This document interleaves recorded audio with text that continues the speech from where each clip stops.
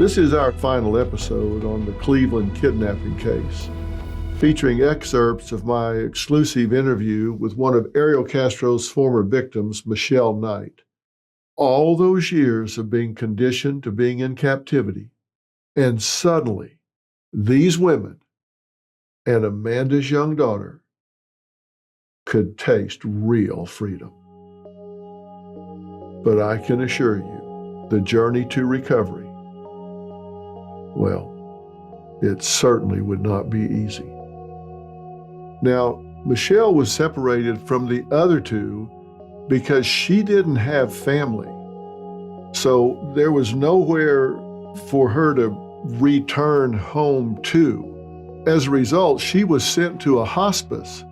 And this hospice was in the middle of nowhere. And you're probably asking, why was she sent to a hospice? Well, it was really a lack of resources that sent her there. And she was quite ill. She had so many complications. She was almost blind.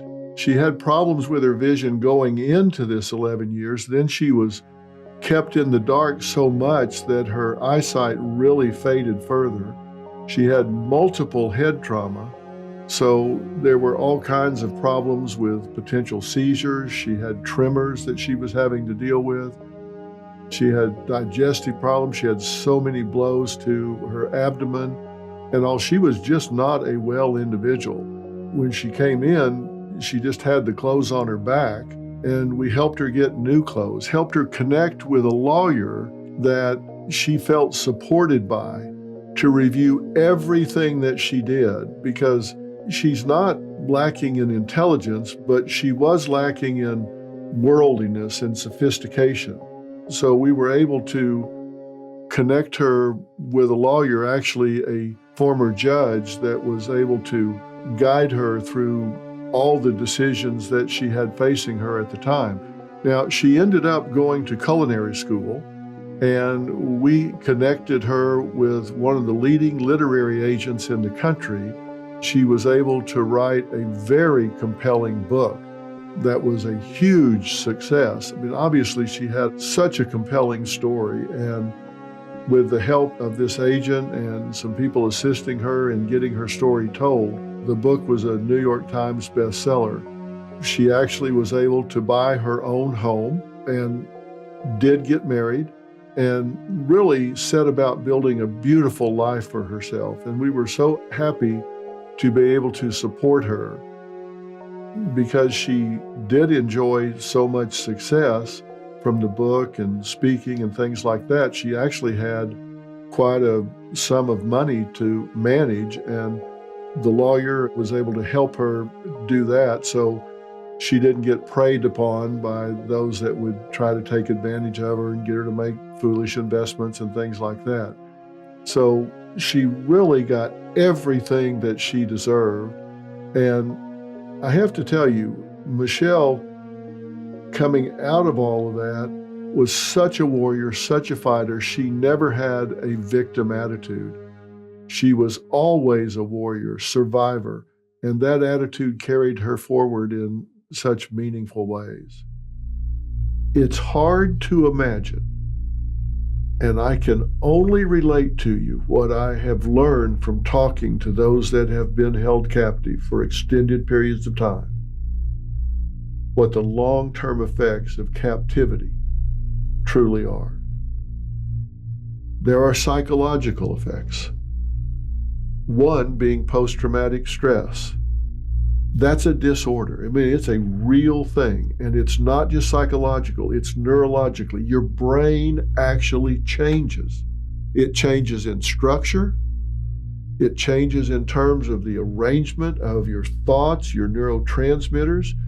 You actually have, after it's all over, your mind can't just shift gears and say, oh, I'm free now. I'll start thinking like everybody else does. You have intrusive thoughts, you have nightmares, you have flashbacks, you become hypervigilant. Whether you've been in prison or you've been kidnapped or you've been a prisoner of war, whatever it is, where your freedom, your ability to think and navigate and make choices, and if you've been tortured and beaten, it's hard to imagine that that won't continue to happen. It's hard to trust that you're in an environment where that's not part of your existence. You've become shaped and conditioned to it. And there are certain things that you associated with that torture, with those beatings, with that pain, with that fear.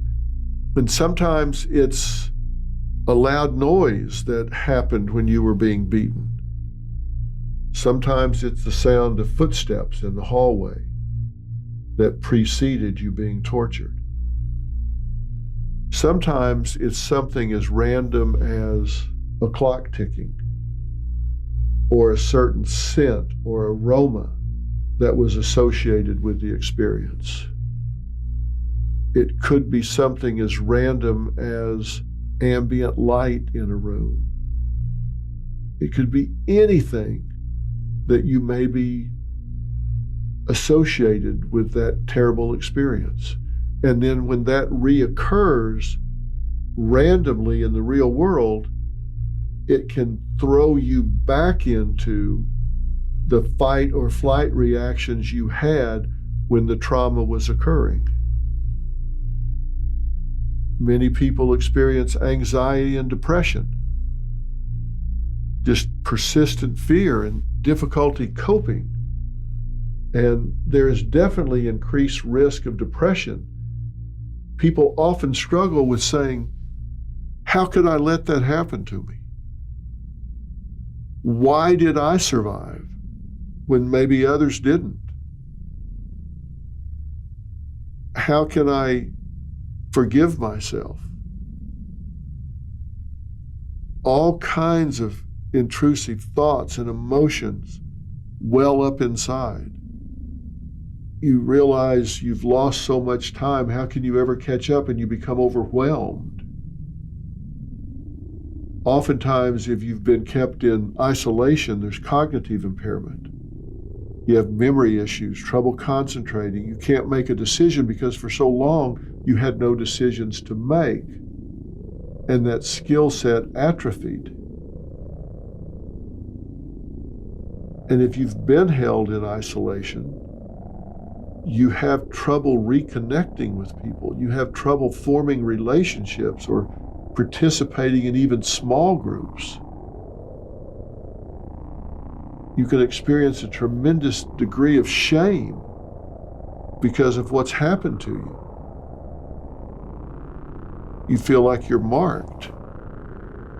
There may have been times that you adapted to the situation and tried to befriend or connect to your torturer, your captor, and you feel terribly guilty about that.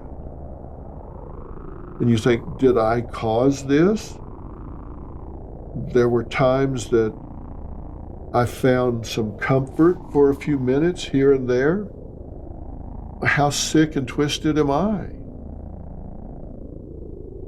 You may have known at the time, I'm just trying to survive. I'm trying to stay sane. But you look back on it and say, how could I do that? How could I smile at this person? How could I seek to please them? I must have wanted this. I must have liked this. You start being a revisionist historian and changing all of this in a way that blames yourself. So all of this comes boiling up and just overwhelming you. And how do you sort all of this out?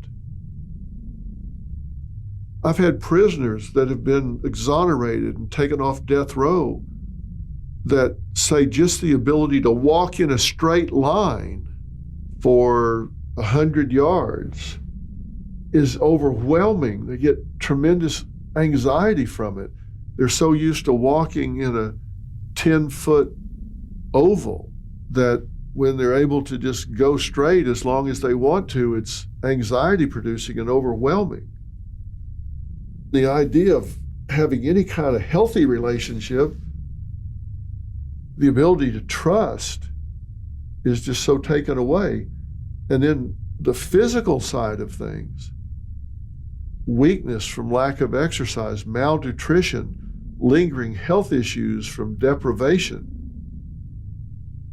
is just so overwhelming. Just activities of daily living are such a challenge. So you're physically, mentally, emotionally, spiritually, everything is compromised. You want to celebrate, but are afraid to. These women have had to process the trauma they went through, the time that they lost in the world, and they were there long enough that the world changed. Technology, the internet, smartphones, all the things that happened while they were gone created a huge gap. And then they had to reconcile what Ariel Castro did to them.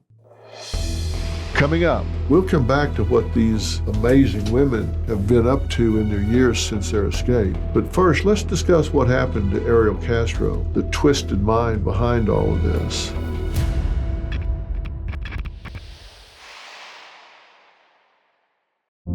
War in Iran is heating up, and the fallout's reaching us fast. Markets are rattled, global confidence is shaky, and investors are bracing for what's next. This week alone, hedge funds moved billions into hard assets, while central banks quietly stockpiled gold. In times like these, smart people don't sit back, they move towards safety. For me, that means gold and silver. Secure your future now while there's still time. Text DrPhil to 50505 to get your free precious metals guide from Preserve Gold. Gold is already up big this year, and with more volatility ahead, you cannot afford to wait. You could even get up to $15,000 in free silver with a qualified purchase. Don't wait for the next market shock. Text DrPhil to 50505 now before it's too late.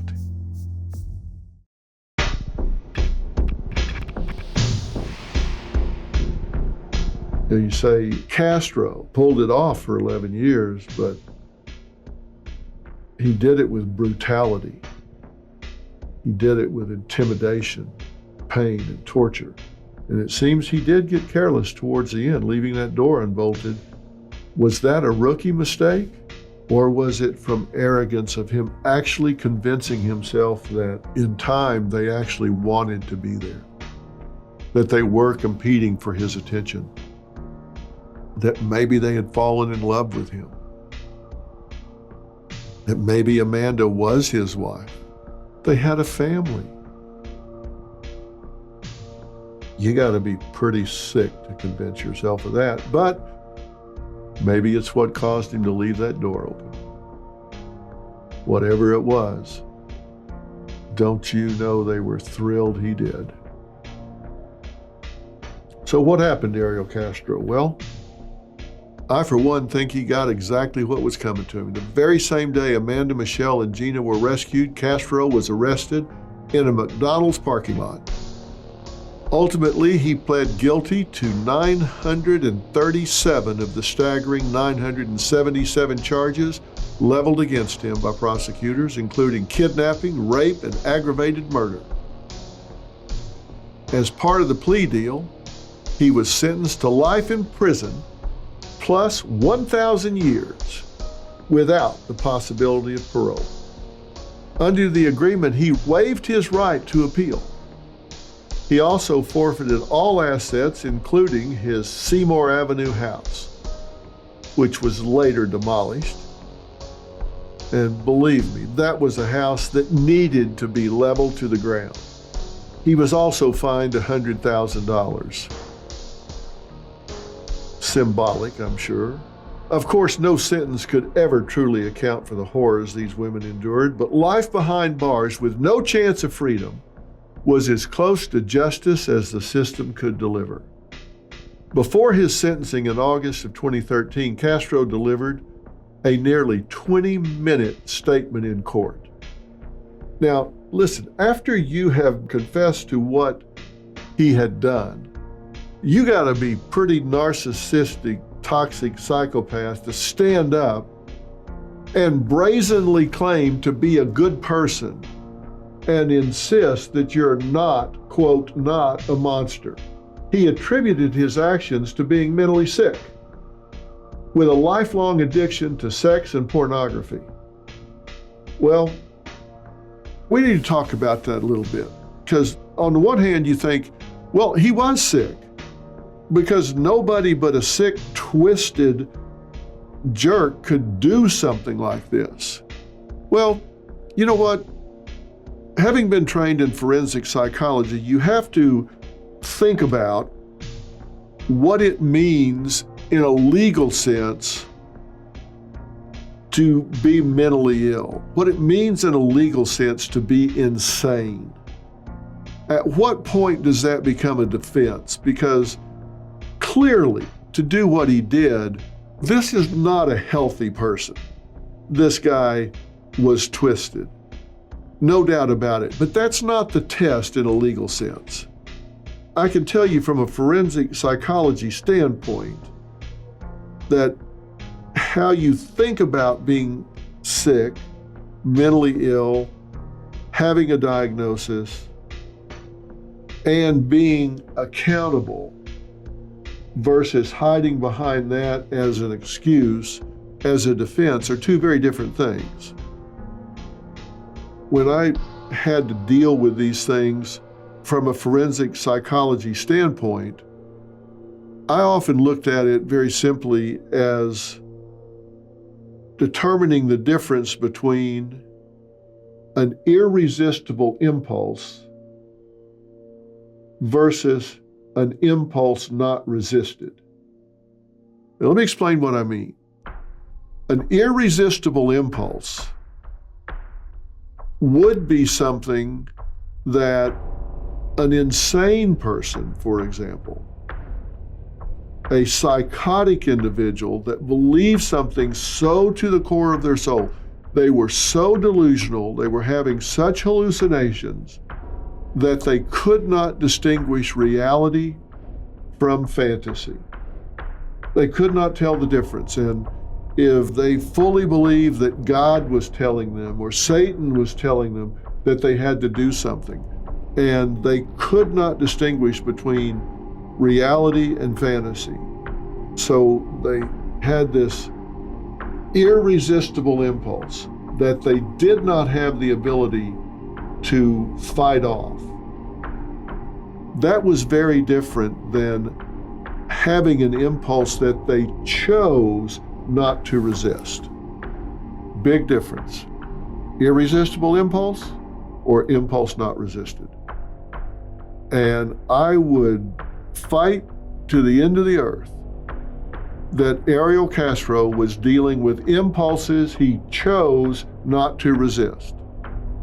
He was not under some irresistible impulse here. He did not have some drive within him, some voice talking to him, some hallucination or delusion that pushed him to do this, where he was possessed and had to do what he did.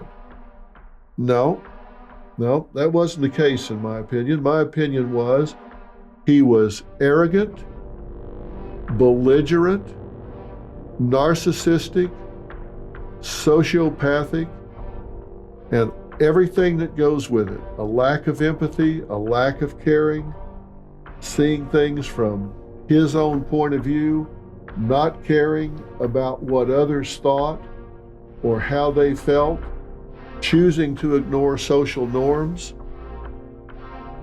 deceitful, con man, impulsive, hostile, aggressive, abusive, reckless disregard for his safety or that of others, complete lack of remorse. He just chose to be hedonistic. He chose to cave to his impulses. He chose immediate gratification. He chose not to get help for his lack of impulse control. And he knew it was wrong. Otherwise, why did he go to such great lengths to hide it? Despite overwhelming evidence, he denied ever beating or torturing the women and outrageously claimed that, quote, most of their sexual encounters were consensual. He shifted between half-hearted apologies and placing blame. He actually called out the FBI for failing to catch him, and even at one point faulted his victims for getting into a car with a stranger. He blamed them. They got in the car. They should know better than that. He also made disturbing assertions about their past as if that somehow justified his crimes. These weren't good girls. Then in a final attempt to rewrite history, he said, quote, I hope they can find it in their hearts to forgive me because we had a lot of harmony going on in that home, end quote. Seriously. This guy stood up in that courtroom and said that. Coming up, what Michelle said to Castro in that courtroom, the man who had caused her so much pain and so much torture.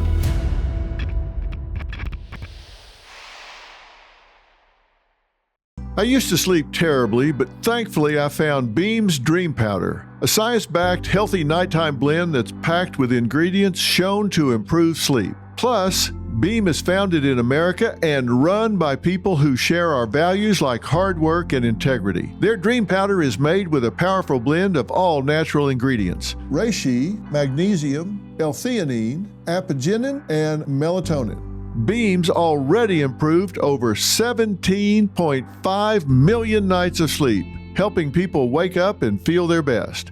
Here's the deal. Beam's giving my listeners the ultimate Patriot discount of up to 40% off so you can try their best-selling Dream Powder. Visit shopbeam.com/DrPhil and use code DrPhil at checkout for up to 40% off. That's shopbeam.com/DrPhil. Code DrPhil for up to 40% off. Support an American company. Invest in yourself and get your best sleep tonight.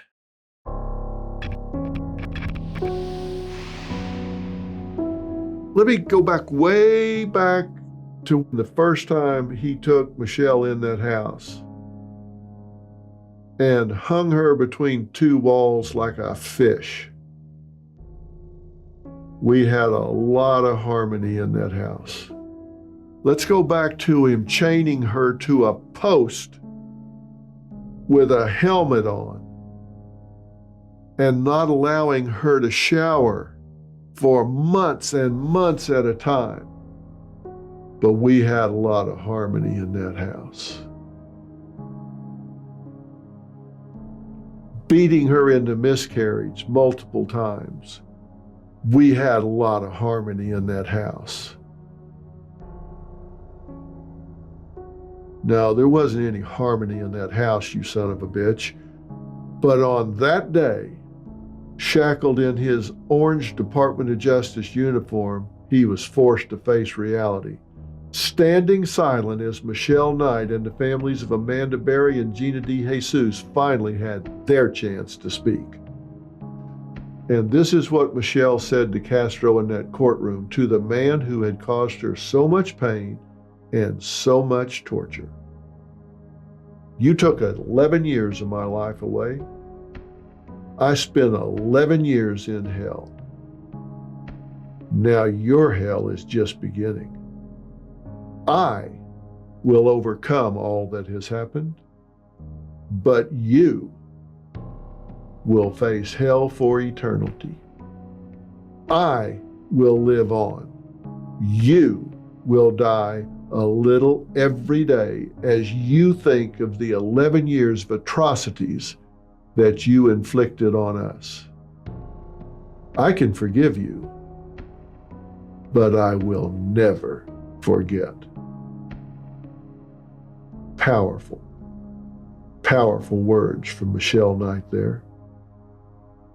Now, Castro's demeanor in the courtroom, his lack of accountability are so typical of narcissistic sociopaths that just can't own it. They just can't take accountability for their wrongdoings. He wasn't particularly unique. He was garden variety and not very smart.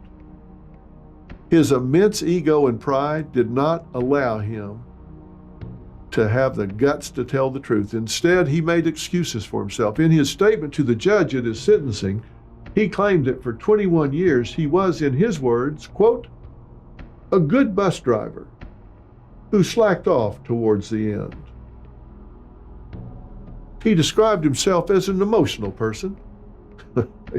Yeah. No person with feeling could have done what he did. He was not an emotional person.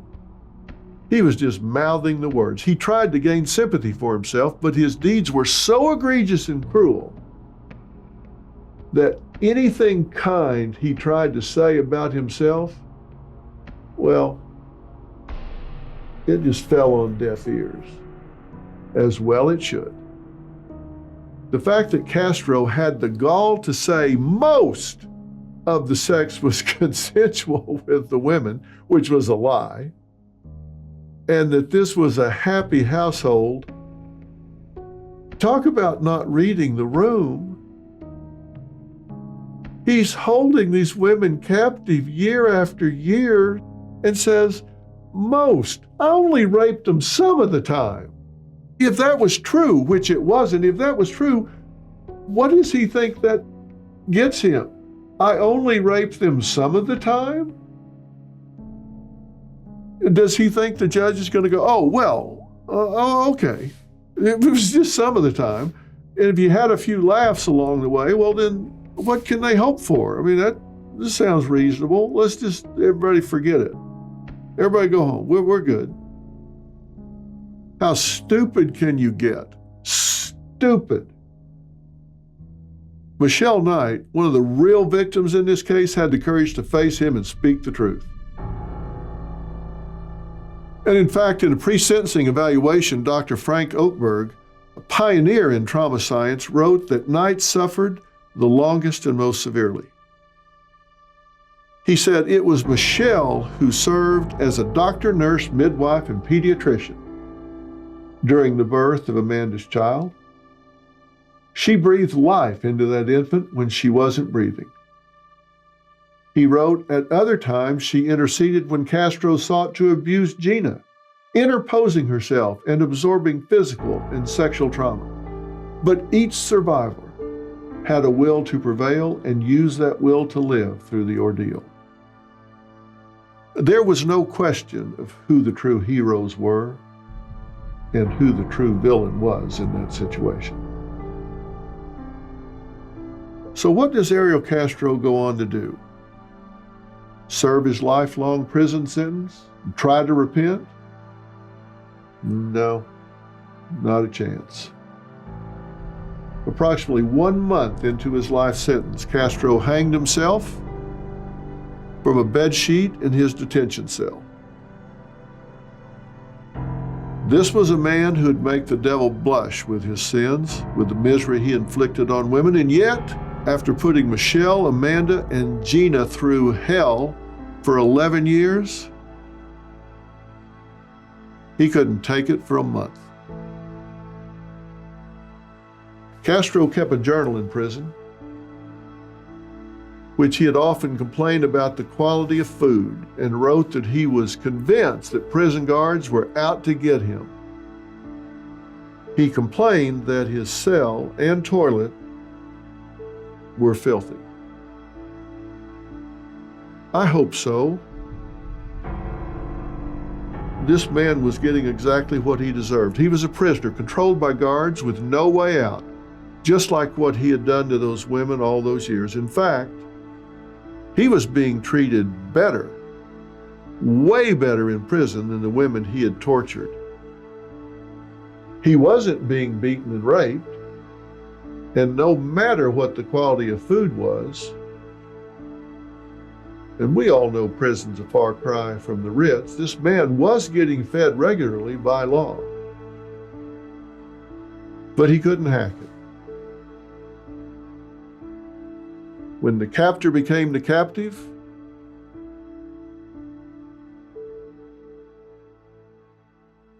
he just couldn't do it. He just couldn't do it. It's interesting to note that when Castro apparently, we of course don't know exactly what happened for sure, but when he apparently took his own life, that really had an impact on the three victims in this case. We certainly know it did with Michelle. And here's the thing, nothing that happens after you spend so many years being held as a victim of this kind of torture, sexual assault, molestation, kidnapping, nothing is going to make that right. But victims like this often say that they do get a sense of justice when they know that the perpetrator is having to serve time. When this individual is in prison and is having to go through some measure of what they had to go through. Michelle, for example, spent 11 years being a captive. And now, as she said in court, your hell is just beginning, and it's going to last an eternity. But at the 30-day mark, he takes his own life. And in a sense, that's cheating Michelle and the other two out of a measure of justice. And those that have been in this situation, like Michelle, have often told me that's how they feel, that they were completely cheated because they don't get this sense of him having to pay month after month, year after year, the way they had to pay. They don't get a sense of justice that he's trapped in there the way they were trapped, and that he's having to look at those four walls the way they had to look at those four walls. They're having to manage a deep sense of grief and a deep sense of injustice that maybe knowing that he's having to go through some of that himself gives them some sense of equity. And whenever he does that, he cheats them out of that. That's really sad. He got to make a choice. They didn't get to make a choice. He took choice away from them, and now he chooses to exit the situation. And that's another injustice. It's just another slap in the face. It's another way of cheating them. And now, enough about Ariel Castro, the man who was the focus of these women's lives for that long. 11 years for Michelle and multiple years for Amanda and Gina. So what has happened since then? Well, Amanda Berry is now focused on raising the daughter she gave birth to while in captivity. In the years since her escape, Amanda has dedicated herself to advocating for missing persons in Northeast Ohio. While in prison in Castro's home, he allowed her to watch news reports of people searching for her, a cruel reminder of the world she had been stolen from. Determined to help others, Amanda began hosting a daily news segment on Cleveland's Fox 8, ensuring that missing individuals remain in the public eye. She knows firsthand how much hope it can bring, just as it did for her when she saw that people were still looking. In April 2015, Amanda and Gina DeJesus shared their powerful story in Hope, a memoir of survival in Cleveland, detailing their years in captivity and the resilience that carried them through. Gina has also transformed her traumatic past into a mission to help others. In 2018, alongside her cousin, she founded the Cleveland Family Center, an organization dedicated to providing comprehensive support to families of missing persons. From the moment a report is filed through the recovery process, the center offers a wide range of free services, ensuring that no family has to face the overwhelming search for a loved one alone. Their mission is to provide guidance, resources, and advocacy for those navigating one of the most difficult experiences imaginable. And now, what about Michelle? The one described as a hero.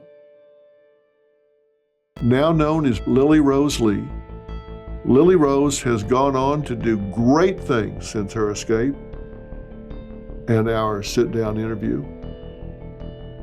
She even came back a year later to give us an update.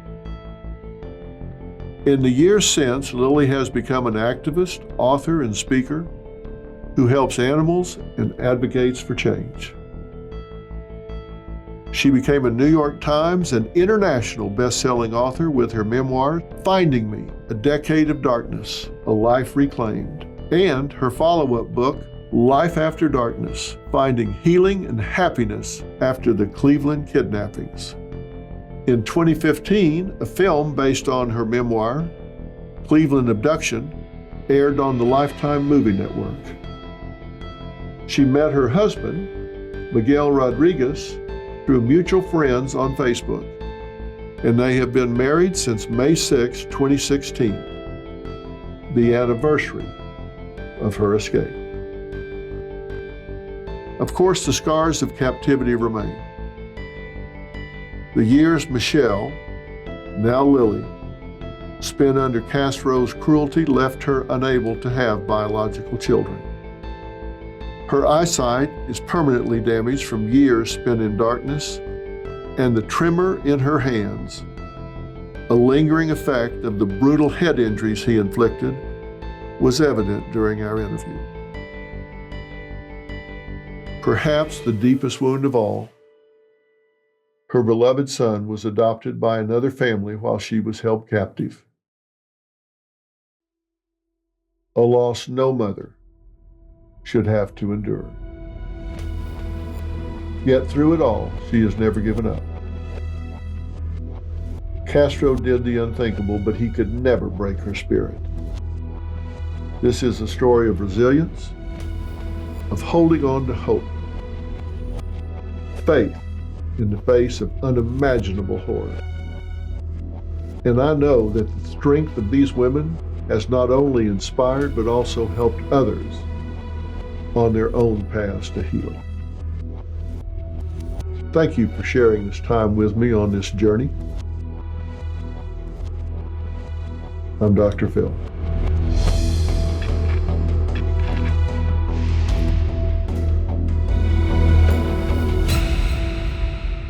If you or someone you know has been sexually assaulted, you can reach out to the National Sexual Assault Hotline at 1-800-656-HOPE. That's 1-800-656-4673. Now, this hotline is operated by RAINN, R-A-I-N-N, and connects you with local sexual assault service providers who can offer free, confidential support and resources. Don't hesitate to reach out for help. I can promise you that you won't be pressured into doing anything you don't want to do. They're there to listen, and they'll meet you where you are. They don't pressure you to meet them where they are. 1-800-656-HOPE.